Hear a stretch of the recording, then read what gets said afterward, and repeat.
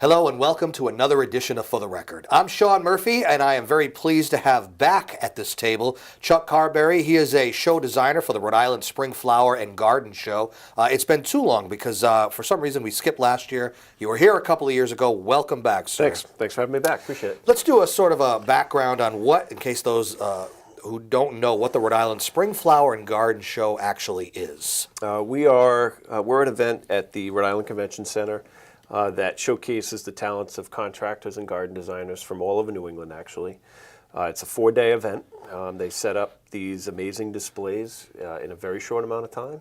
And you get to enjoy spring in the middle of winter. I mean, really, that's the selling point of the show. And I'll tell you what, at the time that we are taping this show, if we cannot get a taste of spring and summer with the weather that we're having, I mean, you should go to this just to put yourself into a warmer mood, right? Yeah, I mean, weather like this helps our show, to be honest with you. Well, because people want to go out, right? Yeah, it's a lot of work, but the contractors and the garden designers really appreciate getting the people in the door, and that's what we look for. And it is a nice rescue from this cold, nasty winter we're having. So. Now, the Rhode Island Convention Center is, what is it, about 40,000 square feet or something like that? Yeah, it has 2 levels at 40,000 square feet. And you fill every single inch of it, We don't do. you? We are one of the very few shows in the convention center that fills the whole building. Wow. Yeah, and gardening is still the #1 hobby in the country, and you can tell because our show is still the #1 draw. We bring about 32 to 35,000 people every year in 4 days. So it's incredible to see how many people really enjoy the hobby that is gardening and working with your landscapes. I would imagine that, like you had just mentioned, it gives reason to people to get out of the house and go to this event, maybe not necessarily thinking about it as a hobby or thinking that they were going to do anything, make any changes, but the ideas that you can get just observing and walking around at the show must be mind-boggling. Yeah, it's great, and we are. We're a newer show. This is our 21st year.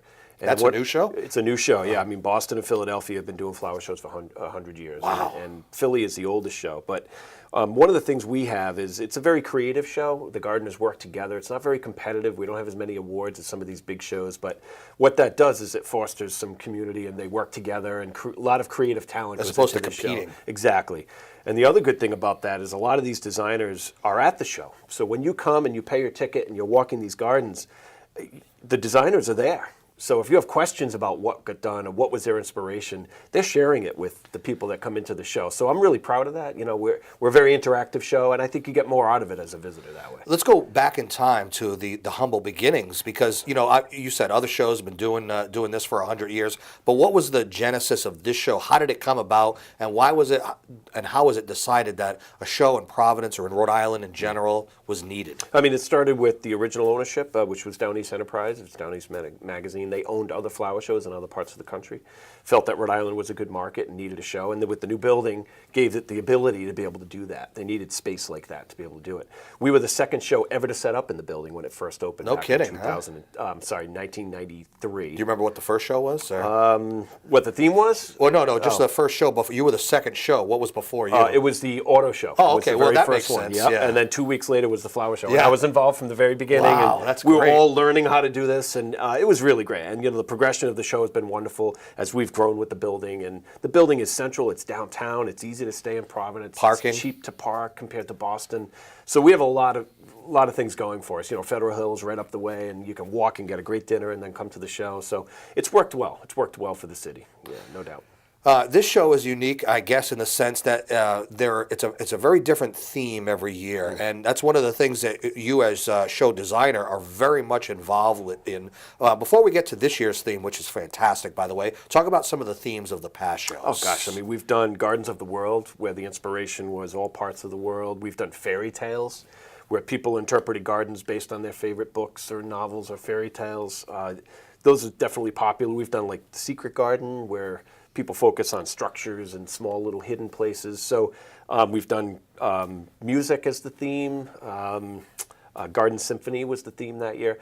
So we try to mix it up, keep it different every year. Have you revisited a theme over the No. course of time? You've always done something different We've every always year. done something different, believe it or not. And again, I give it to our designers that design the gardens. They have incredible talent. So they run with the theme and do whatever they like. And They do a great job every year. It's very creative. Yeah. So let's talk about this year's theme for the Rhode Island Spring Flower and Garden Show. What is it? This year's theme is vintage gardens, and it started with an inspiration. I took a trip to California last year and saw a concours d'elegance, which is a high-end auto show where they bring in classic cars from all over the world, and they're showcased in a garden setting, almost like the Newport Mansions. These beautiful gardens have the cars there.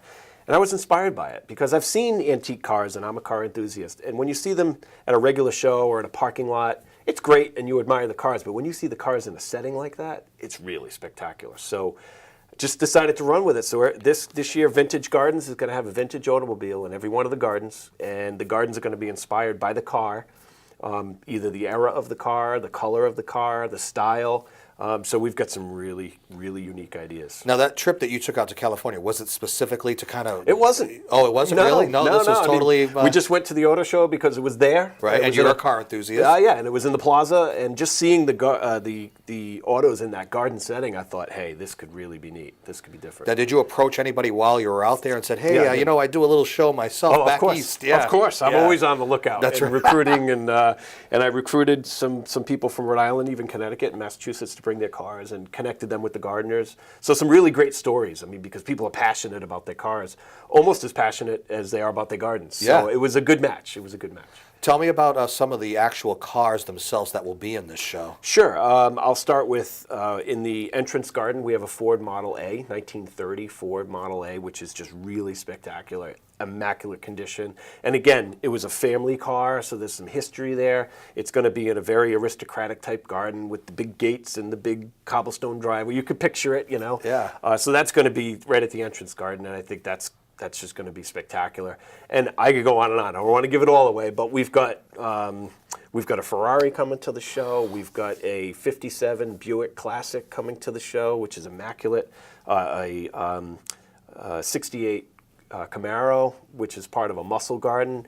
We've got a garden that's doing a drive-in theater that's going to have 2 antique cars in it. So with a speaker, on the side. Oh yeah, we've even got an antique fire engine coming to the show. So it's going to run the gamut. I don't want to give them all away, but it's going to be great. It's going to be great. It's a really unique theme. I didn't expect it to take off as much as it has. Is this your brainchild? This particular theme? Yeah, it is.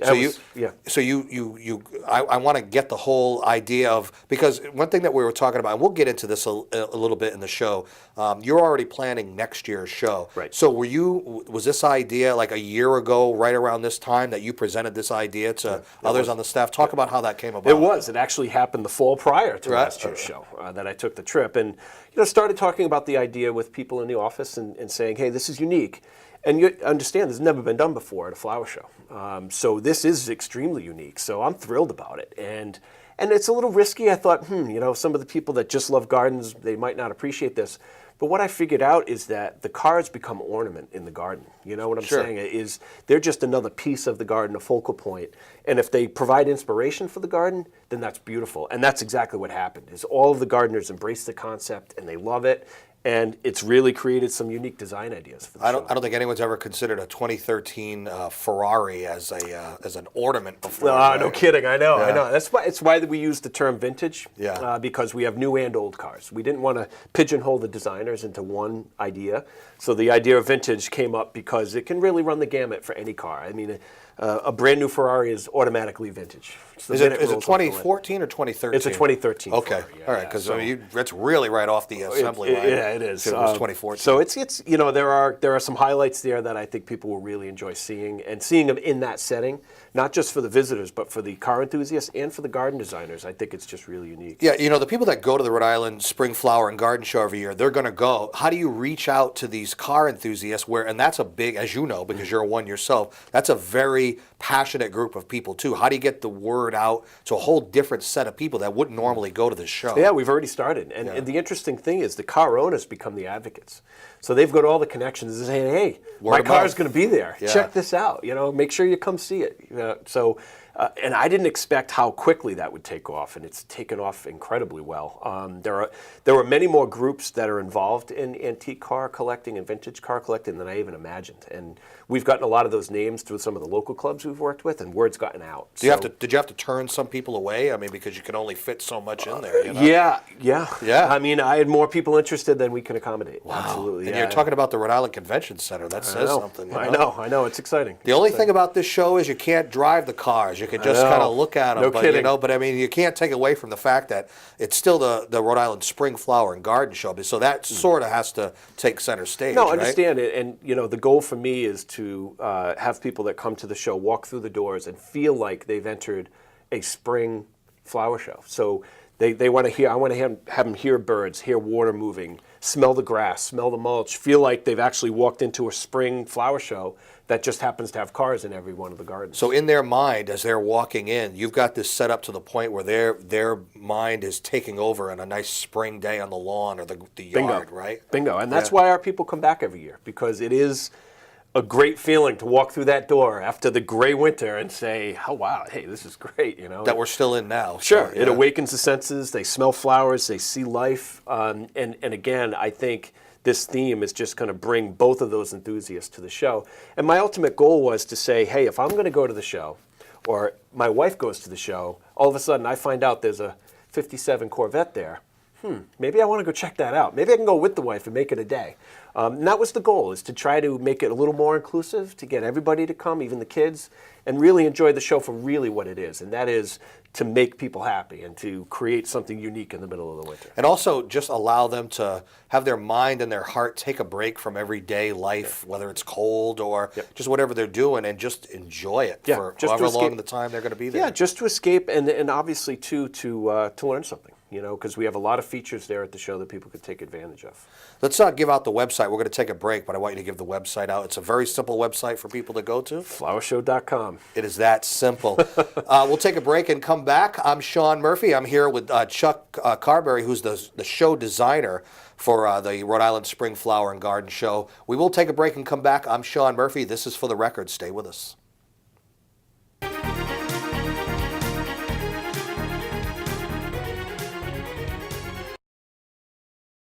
Welcome back to For the Record. I'm Sean Murphy. My guest, Chuck Carberry, the show designer for the Rhode Island Spring Flower and Garden Show. We just mentioned the website before we went to break, flowershow.com. What's on the website for people to see? Everything. And I recommend people go to it because it has the full schedule. Because we are Thursday through Sunday, we're February 20th through the 23rd. They can check out the day each day and figure out which day they want to go, or if they want to go multiple days. We have a lot of people do that because we have the full demonstration schedule. We have the lecture schedule. We even have a list of all the vendors that are there. They might have a local shop that's actually there at the show. It also lists all the gardens. So it gives you the entire schedule, also gives you all the ticket prices. We have an online store, so you can buy the tickets there online.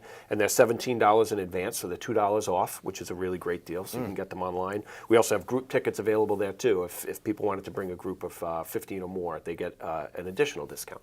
And I would imagine there's links on the website to your social media, and I'm sure that you're probably on Facebook and Twitter and all that. Yep, we're on Facebook and Twitter, and I recommend people go to Facebook because we also hand out tips every month, gardening tips that you should be doing.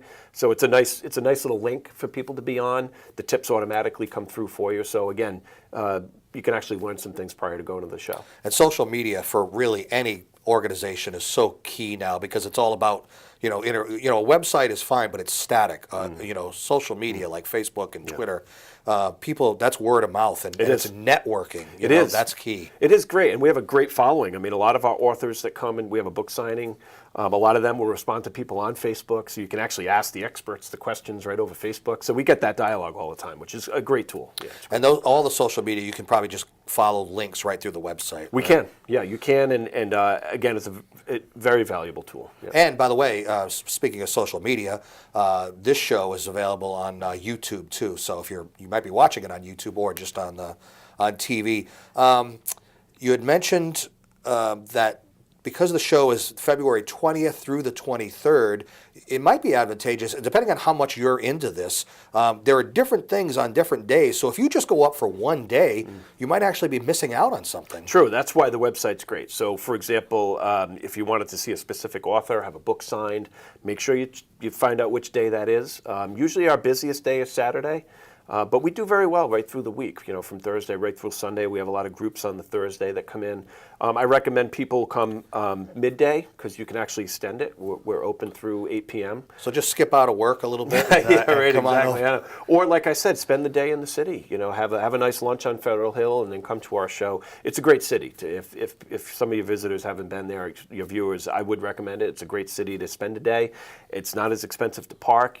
Even the room rates are really good if they wanted to make it overnight. We have a lot of people that do that, especially from Southern Connecticut, Greenwich area, that come up to our show. So we do very, very well down that way. And one of the biggest conveniences is you don't have to drive to Boston or New York. Now, they're significant. I know you do themes, but what are those shows like compared to yours? Is there a big difference? No, they've been doing it for longer. They have. Philadelphia is the largest show in the world, actually. One of the largest. Chelsea in England is also large. Do you go to those shows? I've been. Oh, Okay. yeah. I've been. Philadelphia, for example, is a 10-day show that attracts about 1.2 million visitors. Gives you an idea. Yeah. And it's probably about double the size of our show. But what I like about our show is you can do it all in one day. Right. Philadelphia gets a little overwhelming. There's an intimacy involved to going to your It's very show. tough to get through the whole Philly show in one day. So we're happy with what we have, and we think we have a great niche and an enjoyable show and great value for the dollar. I mean, for $17, which is our advance price, you could go in, if you catch a lecture that day and have the full day at the convention center, it's about what you'd pay to go for a movie for a full day of entertainment and education. Some of these lectures that you go to, you're seeing people that would charge $30, $40, $50 to go to their lecture. So it's a great value for the dollar. Let's talk about that a little bit, because one of the things people might not be aware of are the lectures that occur. It's not just a show that you go and look at stuff and touch stuff and take somebody's business card. There you learn stuff, and there are lectures. Talk about that a little bit. There's lectures and demonstrations throughout every day, and they run from how to prepare your soils to how to prune a rose bush, how to grow tomatoes, anything that deals with the site and your landscape. We also have Bartlett Tree Experts, which is a sponsor this year, and they're from Connecticut. We're excited to have them on board. And there'll be a lot of Connecticut people going to this show. They go to Providence for lots of stuff anyway. So Rhode Island, Connecticut, Massachusetts, they're coming down from. Maybe New York. We draw from all of New England. Yeah. We've had visitors from California, all over the country, actually. There are enthusiasts that travel to these shows. But Bartlett's going to do lectures on how to properly prune, how to safely prune your trees. Really, really interesting things that normally you wouldn't have access to. Yeah. I'm glad it's important that it's so great that people from Connecticut can just kind of skip over the border and experience this, and again, not have to go to Boston and New York for it. You mentioned Bartlett as you want to mention some other sponsors too while we're at it? Yeah, sure. I mean, we have a great group of sponsors that come in every year. We have Cityscapes out of Boston, which is a plantscape company that's doing our entranceway. It should be spectacular. I'm not even going to tell you what car is going to be in there, but it's going to be very cool. I have to leave some surprise going on. But you know what? The more you tell, the more it's enticing people to want to go. Yeah, I know. We also have Brickman Land Care Services, and they're very prominent in Connecticut in the Northeast Corridor. They're coming in as a sponsor too, and a few others, with media, and the show has grown so much that the attention to the show has grown every year, and we're thrilled to get these people on. One thing that I think is attractive to a lot of people, parents in particular, is things for children and activities. Talk about that a little bit. Oh, sure. We have activities throughout the show. So we have magic shows, we have storytelling, we have face painting. There's always something for the kids to do, and it's always interesting for the kids. We even have some music this year that they'll enjoy. So I do recommend it as a family show. Even some of the gardens are exploratory, hands-on, with little treasure hunts and that kind of thing. So it is a show that the entire family can go and enjoy the entire day. There's no doubt about it. Plenty to do for kids. They'll get a lot of tips and a lot of great ideas going to this show. But since we have you here sitting at the table today, what are some simple tips that you might be able to give some people, that are looking out the side at their yard at the cold weather and going, what can I do coming up? Yeah. A lot of it's planning. And understanding what you want to do. One of the biggest mistakes I see with people is a lot of impulse buying.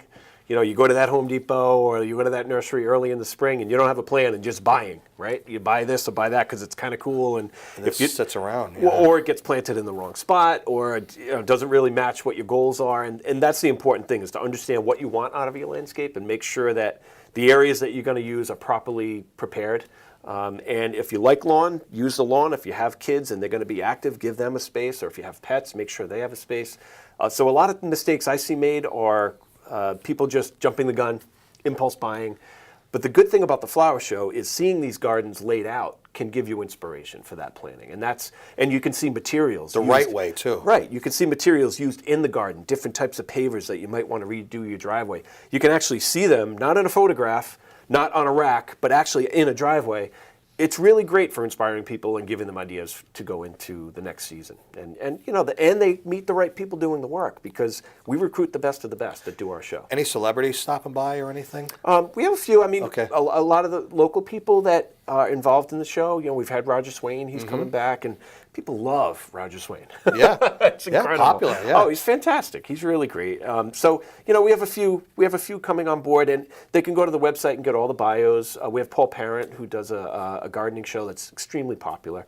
So they can go to the website and get all that rundown. A lot of the book authors are coming too. So Good stuff. Yeah. When you were on a couple of years ago, I think one of the things we talked about was tips as far as like storm damage and what preventative stuff, but also what to do after the fact. And you've had to deal with that a lot, right? We have, and that's why I recommend the demonstrations that Bartlett's going to do, because it's really, really interesting. And they get into depth about how to properly do pruning and how to take care of your own landscape and your own trees. So depending on when you're watching the show, maybe the Rhode Island Spring Flower and Garden Show is happening or about to happen, or maybe there's still a little bit of time. But for this, when we're taping, the show hasn't happened yet, but you are already planning the next year's show, correct?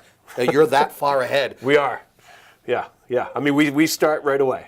So we already have the dates booked for next year. They'll be in the program. Have you guys talking about themes? We and actually everything? have a few. Okay, right so now you're brainstorming, Yep. right? But we will have the theme by the time the show runs, because in the program we actually promote For next year's show, huh? For next Wow, year's show. there's never a dull moment, huh? No, we never stop. Tell me what you've learned over the course of the many years that you've been doing the show, as far as things that work, things that don't work. When you're starting out, a few things will fall through the cracks, but then you learn from it, little tweaks here and there. Yeah, I mean, I think for us, it's understanding our audience, because when the show first came out the first couple of years, a lot of it was curiosity. People just came to see what this was all about.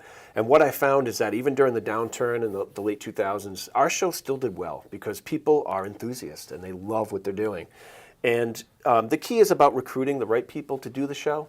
What I found is that if they don't have a passion for it, the contractors, and the designers, then they probably shouldn't do it. They're doing it for the wrong reasons. If they're doing it just to get a job or two, it's not the right people. You need people that need to go in there that want to inspire people and want to create a garden that people just are in awe of. And that's what we've done. And I've been able to hone that and find the right people every year. And I make sure that we always have 4 or 5 new people every year in the show, designers, that I can recruit from either other shows or see their work out in the area. And we've always had great luck with great designers. Your go-to people, right? Yeah, it's been awesome, actually. They're phenomenal. All right, so here's the call to action part. Give it to me succinctly. Date, place, time, ticket price, all that stuff. February 20th through the 23rd. So Thursday to Sunday. I recommend any day. Every day is great. The ticket prices are $17 in advance, $19 at the door. There is discounts for children and for groups. They can go online and get all those discounts. I do recommend getting the tickets online. It's fast, it's easy, and it's cheaper. Right, why not? So once they get the ticket online, they're good for any of the days. If they want to come back for a second day, they'd have to repurchase a ticket.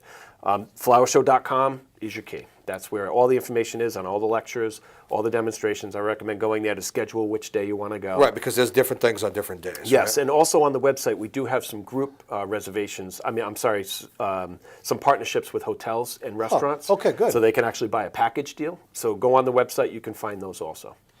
Chuck Carberry, he's the show designer for the Rhode Island Spring Flower and Garden Show. We're going to make sure you're back every year for this. Whether you're in Connecticut, Rhode Island, or anywhere, go to the show. It's fantastic. It's a pleasure having you on the show Thanks today. for having me again. And thank you for joining us for another edition of For the Record. I'm Sean Murphy. You can see this show and many others on our YouTube site. Till next time, take care.